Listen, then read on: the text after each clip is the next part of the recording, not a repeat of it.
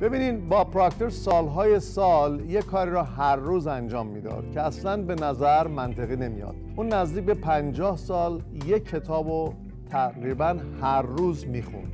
این کتاب اسمش بیاندیش و ثروتمند شو بود که اثر ناپولئون هیله.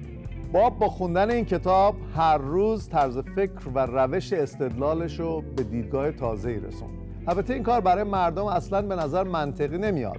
مردم از باب میپرسیدن چرا این کتاب هر روز میخونید؟ باب برای مدت زیادی نمیدونست چی جواب بده.